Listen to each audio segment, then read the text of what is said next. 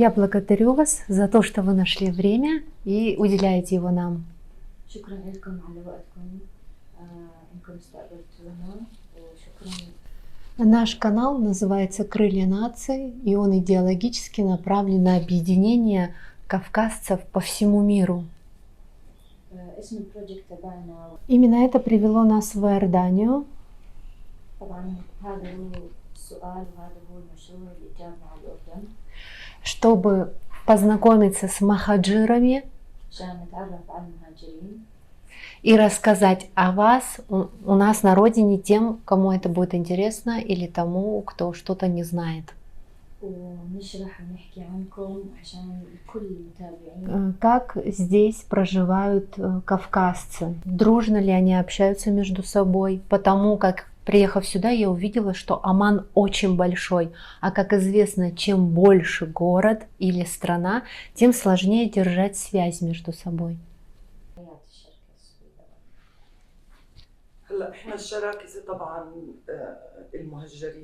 Изначально мы осознаем, что мы являемся махаджирами, выселенными из наших стран. Соответственно, нас раскидало по миру в разных странах. Приезжая в Иорданию, мы все полностью осознаем, что трудности нашей дороги, пути, истории были достаточно трудны для нас, для нашего народа. И для тех, кто уже приехал в Иорданию и проживал здесь, мы начинали строить себя из нуля. Каким образом мы сохранились? Во-первых, мы полностью осознавали, принимали и также понимали, что кавказский народ, он единый. У нас нет тут таких отличий, различий между собой, и это есть то, что нас спасло на сегодняшний день. Создавая центры, так как нас тоже пораскидало по разным городам, то есть мы не только в Омане живем, и в разных городах тоже открылись центры. То есть есть один основной центр, в котором мы сейчас находимся, и к нему прилегаются отдельные центры. Главный центр является в Омане. Мы понимали, что в таком большом количестве, проживая в разных городах, чтобы самосохраниться, мы создавали центры для того, чтобы была возможность делиться нашими знаниями языка, знаниями, например, в культуре. Мы собирались периодически, то есть эти центры существовали для того, чтобы мы только сохранили, писали и создавали проекты, которые только сохраняют нас. Таким образом, один из основных центров тоже является женский центр, то есть это тоже большая сила в Иордании. Это женский центр, который как раз-таки открыл школу, которая является одна единственная в Иордании, я бы сказала, еще во всем мире, которая преподается особая программа, то есть особое разрешение для нас. Также, помимо школы, они создали в женском кругу ресторан. Женские руки только здесь занимаются этим и над этим работают. То есть создатели этого женского центра и есть те, которые создали и школу, женский центр, который до сих пор занимается разными проектами. На сегодняшний день мы являемся, да, иорданцами, мы живем в Иордании, у нас паспорт Иордании, но мы себя считаем кавказцами, мы знаем, откуда мы себя сохраняем таким образом. И несмотря на все трудности жизни от, как бы сказали, объема страны, но все равно мы сами же себя сохранили, сами же себе заработали это доверие со всех сторон вокруг нас. Для того, чтобы жить в Иордании, для того, чтобы сохраниться, только нужно объединяться и считать себя одним единым. Здесь у нас в обществе, в народности нет такого разделения, которое, возможно, может быть в другой стране. И поэтому мы на сегодняшний день имеем такую силу, такую возможность быть и работать вместе. Из проекта создания женского центра, то есть цель тоже была такая, чтобы каждая женщина могла также обеспечить свою семью. До того, как создался этот женский центр, были трудности в сохранении семьи. Имеется в виду, женщина, переезжая сюда, они понимали, что начиналась эта сфера и жизнь, период, когда и женщины тоже могли работать, женщины тоже могли сохранить семью. обеспечить семью. Этот вопрос в основном тоже участвовал в создании этого центра. Имелось большое мнение наших, что женщина при создании и сохранении семьи также должна быть сильная в Иордании. Конечно же, в нашей кухне работают не только наши, также наши братья, с которыми мы живем в стране. Другие национальности тоже у нас работают, так же, как и в школе, так же, как и здесь, потому что в ходе системы это нужно. Бывали ли какие-либо события, которые служили на разъединение? Как вы справляетесь с трудностями? По-разному мы решаем такие вопросы. Ну, во-первых, у нас одна идеология на всех. Мы не разделяемся в этой идеологии, соответственно, мы понимаем, что мы все единые целые.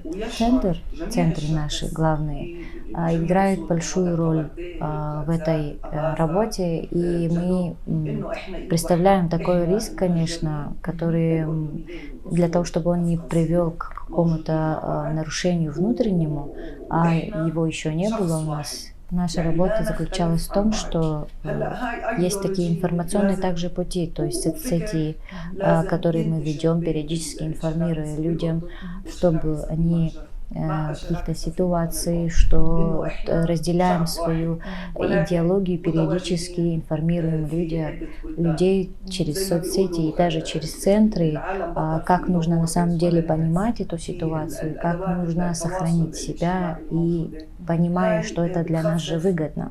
Наша работа заключается в том, что поддерживать, держать эту силу и разделять ее с людьми, то есть путем разговоров, информации, собраний, может быть в центрах, может быть в разных программах, проектах. Мы друг друга всегда, значит, спрашиваем эти все программы и разделяем свои мнения за столом. Меня удивило, что в черкесском центре есть столько различных подразделений, в том числе и женское подразделение. Кому пришла идея его создать? И как пал выбор на то, кто будет глава, то есть директор вот этого женского направления отдела? Как он выбирается, мне интересно. Женский центр, который принадлежит, конечно, он состоит из основного Кавказского центра, Черкесского центра на данный момент, в котором мы находимся, открылся в 1971 году. Конечно же, это работа наших матерей. Царство им небесное, конечно, на сегодняшний день их сегодня нету в живых, но в то время они все работали и только занимались и переживали над тем, как, значит, обучать своим детям тому, чего они знают, так, чтобы не потерялось то, что у нас есть. Да. К этому, конечно, они полностью благодарны ихним матерям, ихним бабушкам, которые изначально представляли риск в потере вот той культуры, которая у них есть, а потом понимали, что нужно будет периодически создавать какую-то аудиторию, в которой будут эти дети, значит, развиваться и не теряя свою же культуру. Это начиналось, конечно, с идеи и боязни потери себя, и одновременно очень сильно пытались не только обосноваться как женский проект, но обосновать пользу вот этого центра для того, чтобы они могли из своих детей вырасти так, чтобы ничего не потерялось. Сначала, конечно же, они объясняли этот проект своим старшинам, мужчинам, своим мужьям, для того, чтобы они понимали определение, насколько это полезно нашему народу здесь для того, чтобы самосохраниться. И, если честно, это удавалось нелегко, потому что мы как бы женщины, и очень долго они шли к тому, что реализовать это. И, конечно же, благодаря мужьям, которые поверили в них и вложились в них, они создали этот центр, и этот центр принадлежит общечеркесскому центру. На данный момент это история то, как оно изначально, то есть откуда идея пришла и как оно создавалось. После того, что оно создалось, женщины начали искать те минусы, которыми нужно решать. То есть, какие проекты они создавали. Изначально для самосохранения, для культуры и женской рукоделия. Также они создали школу. Очень важно, она уже во второй раз открыто объяснить, насколько присутствие школы на самом деле важно для нас, потому что создание этой школы играет большую роль. Что эта школа представляет из себя для нас всех? Все наши дети в ней учатся. Это все началось с детского садика. Наши дети, женщины, решали, что лучше дети будут вместе учиться, будут знать друг друга и сохранять свою культуру. И после того, что создалась первая степень, это у нас значит, садик, потом они начали расширять это здание и добавлять к ней первый класс, с 1 класса по 6, после чего у нас сегодня полностью, значит, школьное образование, 12 лет образования, который выдается диплом. Это был нелегкий путь. И когда создавалась программы, соответственно, наши же женщины помогали друг другу найти своих же учителей. То есть туда же входят наши же девочки для того, чтобы работать, девушки, женщины. Дети, которые учатся, мы все своих детей только там в основном обучаем. В программе входит не только общеобразовательный проект Иордании, но и у нас преподается наш язык, например, черкесский язык в диалектах, которые ты сам выберешь. Также у нас преподается танцы, у нас там свой ансамбль школьный. И это один из проектов, которые женщины могли создать.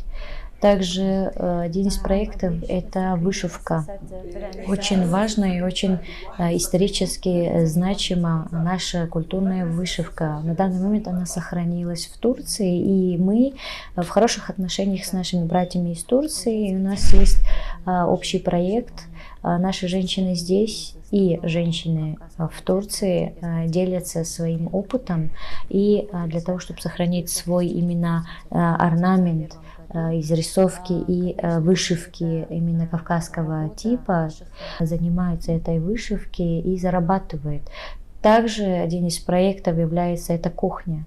Все началось с того, что на данный момент это ресторан, но это все началось с одной кухни, где 4-5 женщин просто готовили национальные традиционные блюда, или там халва, например, да, халива называется, или лаком, есть то есть соленое, есть сладкое. И они начинали это делать для того, чтобы продавать между собой, после чего они стали более знамениты. То есть с нашего народа заказы были не только от нашего народа, но и с арабского народа. Им стало нравиться.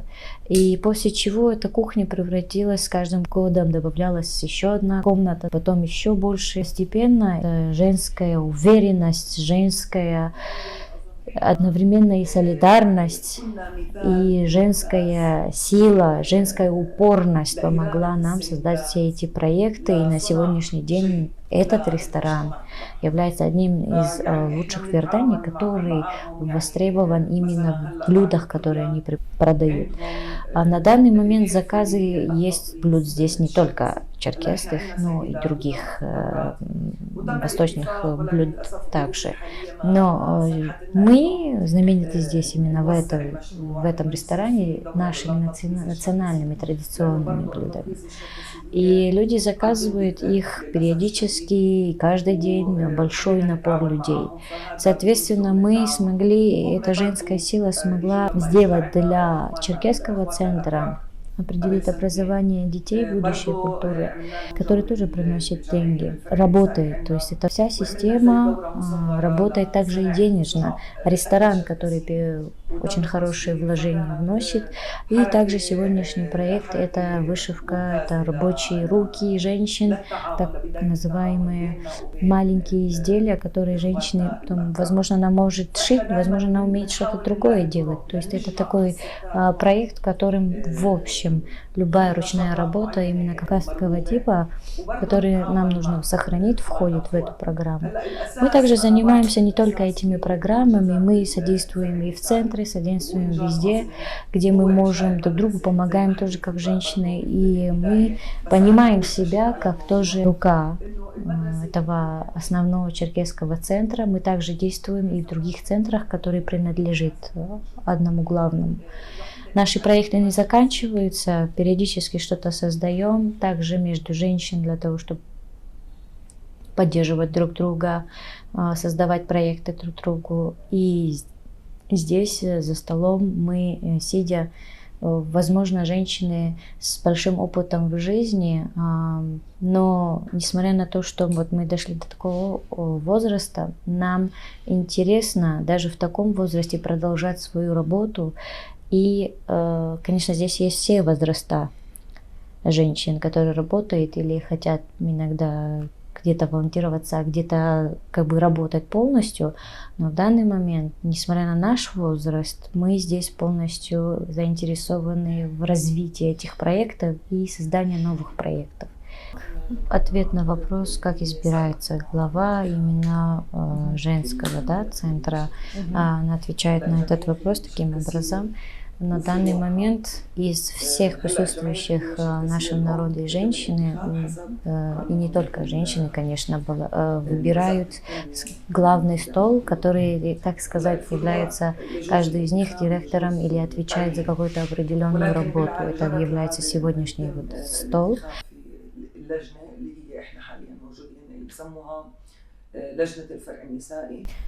Значит, в каждом центре мы же тоже открываем свой центр. В каждом центре есть круглый стол, за который избираются 9, так сказать, женщин. И эти женщины избираются из-за ее хорошего, так сказать, жизненного опыта. И периодически, каждые несколько лет, то есть эти люди избираются. После того, что избирается главный стол, так переводится, эти 9 женщин избирают одну главную. То есть такая система, она работает везде, во всех центрах. Так же, как и здесь, у них есть также часть этого женского центра. В каждом городе, в каждом черкесском центре есть представители женской организации.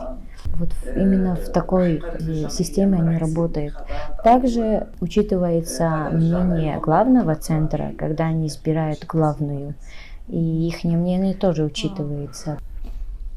Кавказцы, которые живут дома на Кавказе, могут ли как-то выстроить отношения, связаться с вами? Есть ли какие-либо способы? Конечно же, у нас есть отношения с нашими братьями, живущими в стране, но, так сказать, наши двери в центре открыты для всех кавказской национальности. Не только двери открыты для того, чтобы также и принимать гостей, и быть на связи с гостями. У нас есть, значит, контакты, через которые мы всегда на связи со своими людьми. К нам могут обращаться через эти контактные или соцсети, то есть свои странички тоже везде имеются, и поэтому это не наш первый год, мы находимся в хороших отношениях с нашими братьями на родине, но на сегодняшний день мы достаточно открыты и даже готовы работать вместе в разных сферах. Это может быть даже бизнес, это может быть даже просто культурные, интересные проекты, и мы к этому только открыты. Жан, спроси, пожалуйста, Сутаней, может ли она что-либо посоветовать, пожелать кавказцам, которые ее смотрят на родине и по всему миру, кто увидит, что бы она хотела сказать им? شو بتحبي تحكي للشعب القفقاسي اللي عايش بكل أنحاء العالم اللي راح يشوفونا؟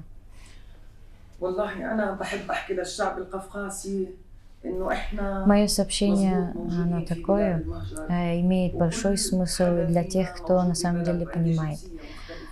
Несмотря на то, что мы все, большая часть, особенно большущая часть живет за пределами Родины, хотелось бы им всем передать, что несмотря на то, что мы разбросаны по всему миру, мы всегда должны быть на связи. Очень важно понимать, что мы не разделяемся, все кавказские народности являются одним целым. Важно это сохранить, важно это понять, важно это держать. О встречах. Несмотря на то, что есть контактные, значит, соцсети, контактные данные и так далее, для нас все-таки самое главное встречаться, ездить друг к другу. Это намного важнее, чем просто какие-то телефонные разговоры, телефонные связи и так далее. Мы все находимся в разных местах, но наше сердце, конечно же, это наша Родина, из которой мы исходим. И наши предки жили в нашей стране, и мы держим все, что нам передали. На данный момент, проживая в Иордании, даже имея иорданский паспорт, я держу себя, и мы все держимся и поддерживаем свою культуру, поддерживаем свои связи, и мы сохраняемся. И опять-таки это наша сила в единстве. Все, что я хотела передать. Есть такие проекты, которые создавались, например, в прошлом году в Нальчике. То есть такая международная организация черкесская, которая создала поле, где мы все могли увидеться. То есть это один раз в год со всех стран, все черкесы собираются, были представители из Абхазии. И мы там в ходе этих встреч мы не только познакомились, мы узнали друг от друга больше, мы узнали, чем мы можем друг другу помочь или создавать какие-то разные идеи, и также связаны с идеологией. И нам очень интересны такие проекты. И я считаю, что такие проекты, они приносят большую пользу для нас, для нашего народа, для сохранения. Я благодарю вас за то, что вы сохранили в себе черкесское сердце и черкесскую культуру. Как я уже сказала, душа горцев разделилась на две части во время махаджирства, но пока вы сохраняете в себе вот это кавказское внутреннее, у нас есть надежда, что рано или поздно мы сможем соединиться. Конечно, мы же благодарим вас, ждем вас в следующий раз и надеемся, что с визитом делегации или просто людей заинтересованных увидит нас, мы тоже сделаем хороший проект, где мы им все покажем, а также не только наши центры, но и страну, в которой мы живем. Шукран.